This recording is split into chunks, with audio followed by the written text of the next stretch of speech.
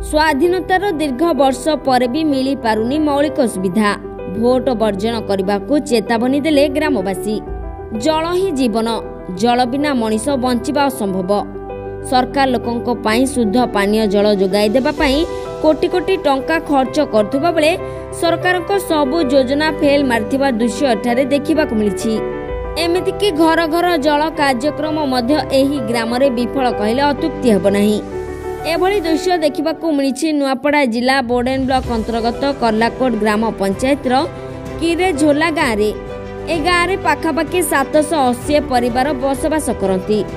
एही गाँव रे पानीय जल उत्स कहले 5टी नलकूप रही।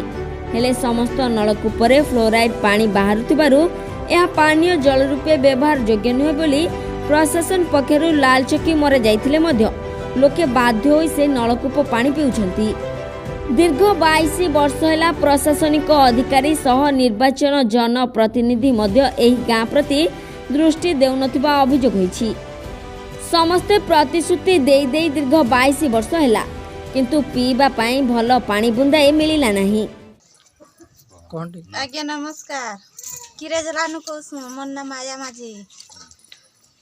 आमर पंचायत करलाकोट जिला नुआपड़ा बोर्डेन ब्लॉक। आमर गाँव ती पेन खूब असुविधा है। दांत बोगरा ही जो गोड़ हाथ दर्द होचे। आज्ञा मन के जनो सुनबार नहीं। आमर गाँव ती किसी सुविधा करबार नहीं। आम नलकुआर पानी कोसु गोड़ हाथ सब किसी दर्द होचे। आज्ञा मन के कही कही तो केते कथा कहनु ना केन भी सुनबार नहीं आमर कथा के बरस बरस। ई विषय प्रशासनिक के कलेक्टर के कहले कि नहीं अपन? कलेक्टर के कहले नहीं कि वोट वाला मन के कहले नहीं कि केन कहा के कहले भी केन सुनबार नहीं।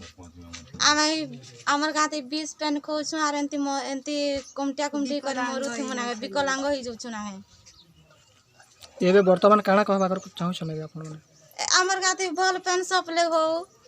आमे भल कर हम सप्ले पेन जगो जदी नेले अपन काना करबे विषय रे नहीं देलार काना कर मो वोट नहीं दऊ।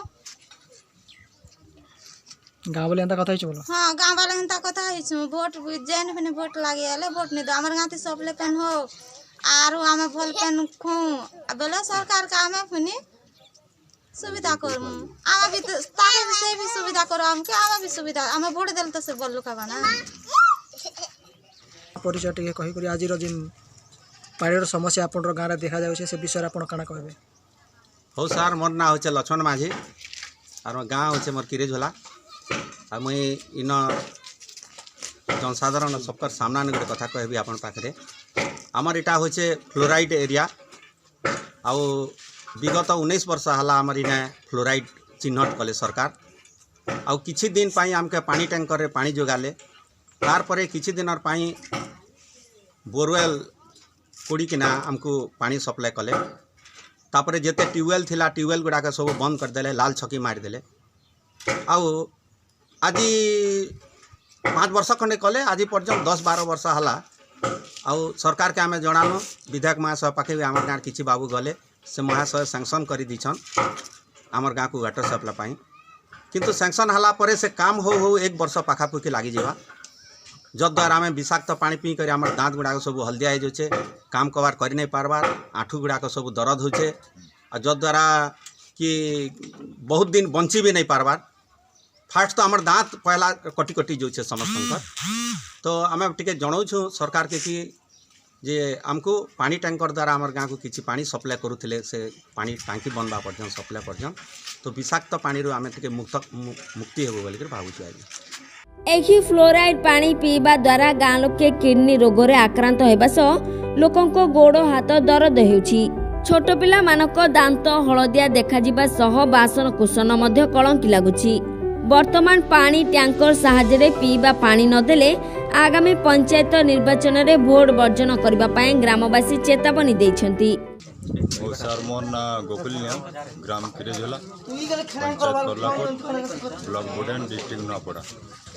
आम गाँव में दीर्घ 12-13 वर्ष है कम से कम फ्लोराइड अंचल कहले अत्युक्ति हम ना जहाँकि प्रत्येक बोरवेल रे विषाक्त पानी पीवा अपेक्षा ताकू हृदय सब संकट मोचन देखा जाउछि।